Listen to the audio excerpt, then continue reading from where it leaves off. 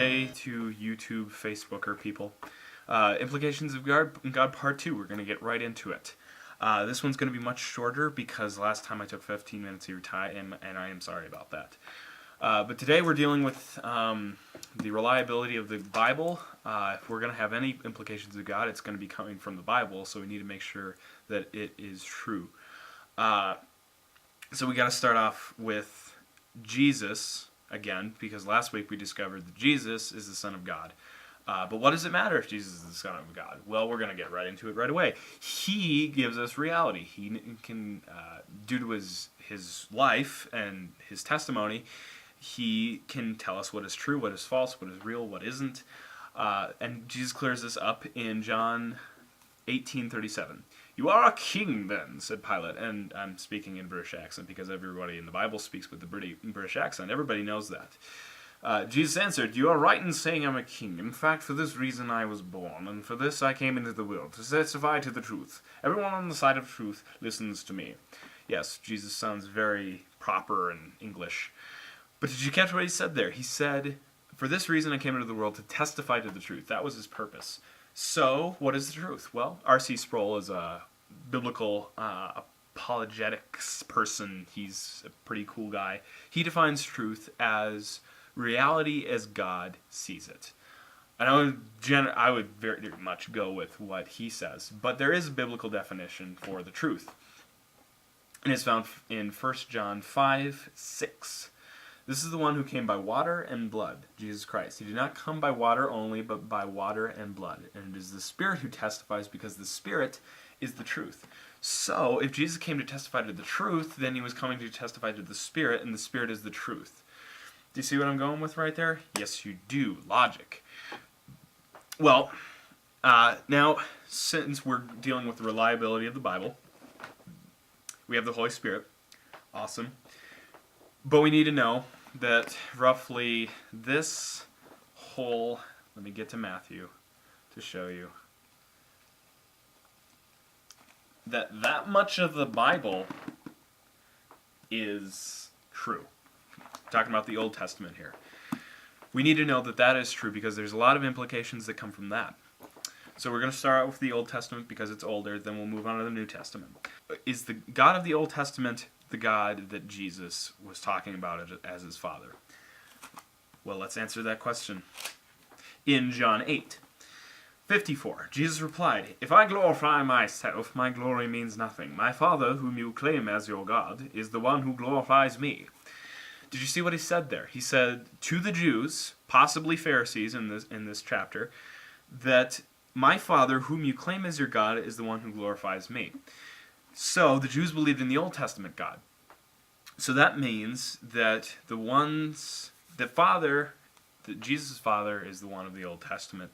Jesus isn't just making up some new God here. The God of the Old Testament and the God of the New Testament are consistent. Jesus brings that consistency. Also, I just want to make sure that you guys know for sure that the Old Testament is true.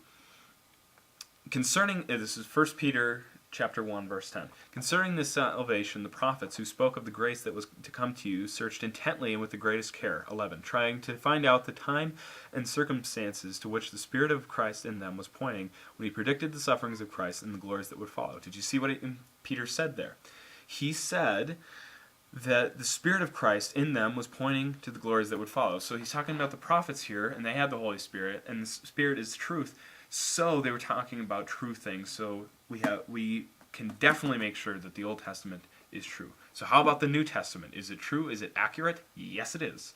One, we've already went through how many manuscripts and stuff there is that make sure that the Bible is true. But also, we have more of the Holy Spirit. Guess what? Yeah, it's crazy.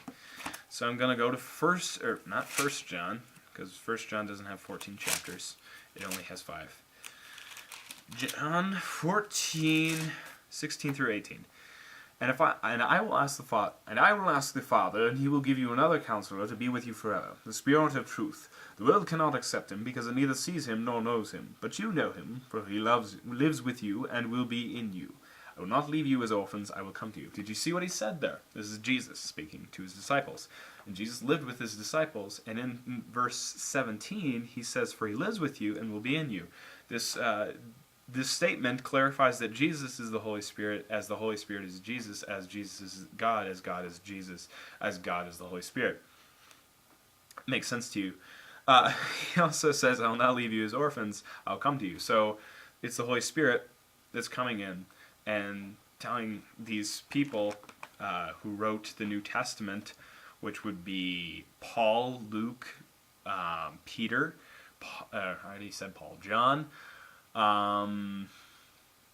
James, and that's about Mark, and Matthew. Sorry, there we go. That's about everybody who made the Bible. And you know in Acts 2 that the Spirit came at Pentecost. So the Holy Spirit is in them. So really we have no reason not to believe that what the New Testament says is true.